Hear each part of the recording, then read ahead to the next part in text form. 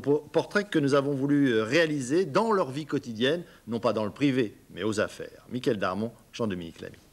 Comme mannequin pour la démonstration de trucs, ça va? Mais c'est avec ce genre de démonstration qu'elle a gagné ses galons.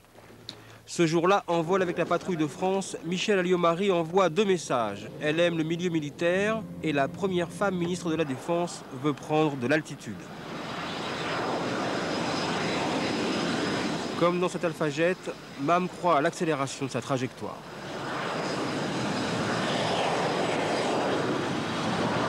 Bien. Eh ben, félicitations. Et vraiment, on est très heureux, très heureux. C'est moi qui suis très heureuse. Ah ben nous aussi, génial. vraiment l'honneur que vous nous faites là aujourd'hui. Après la patrouille, ce sera le saut en parachute, au point que Jacques Chirac voudrait freiner sa ministre casse-cou. C'est vrai que le président de la République est toujours un peu préoccupé quand je fais des exercices un peu trop sportifs. Au début, elle devait être surtout la ministre des Soldats, chargée de remonter le moral d'une institution restructurée en pleine crise de doute. Vous avez toute ma confiance. Je vous souhaite bon vent et bonne mer. Hôtel de Brienne, ministère de la Défense. Ce déjeuner particulier avec le général Valentin, qui dirige la place de Paris, aborde la situation des officiers en opérations extérieures. Je pense qu'il faudrait probablement réfléchir sur des commandements qui sont à une certaine durée. En France, on a tendance, je dirais, à presser le citron un peu des commandants opérationnels, qui, bien évidemment, et puis reviennent crever en ayant donné un maximum. Mais ça exclut toute vie de famille et des choses comme ça.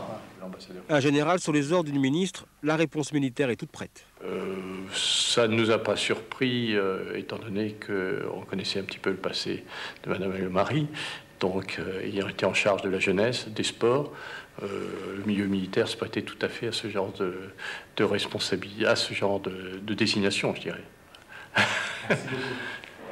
Merci beaucoup. En fait, ce jour-là, elle rend une invitation, car il y a 18 mois, le même général l'accueillait au Kosovo. À peine nommée, la ministre veut montrer qu'elle n'a pas l'intention de se cantonner à l'intendance.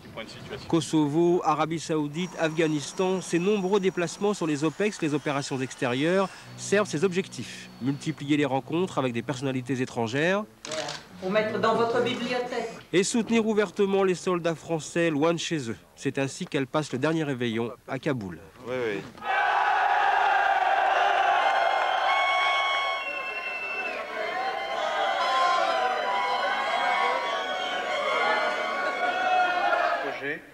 Mais derrière le sourire plaqué en permanence, il y a d'abord une femme politique. Elle ne manque jamais de le rappeler à son équipe. Vous avez noté sur les questions. Ah oui, bien sûr. La phrase quand même un peu plus politique. Je ne suis pas là pour faire uniquement de la technique. Daniel, cet après-midi, on se revoit pour les questions d'actualité. Entrée au cabinet d'Edgar Faure en 72, ex-maire de Saint-Jean-de-Luz, 2 fois ministre, première femme élue du RPR. Si aujourd'hui elle se tient un peu en retrait, certains précisent qu'elle est en embuscade pour l'avenir. Car avec les militaires, dit-elle, on ne fait pas de politique. En ce moment, elle se contente de défendre son budget en très nette augmentation. Même au dire de certains, ce serait un trop bon budget, ce qui pourrait donner aux uns et aux autres envie de venir y grignoter. Le PS lui dénonce une politique de défense confuse, notamment sur la dissuasion nucléaire.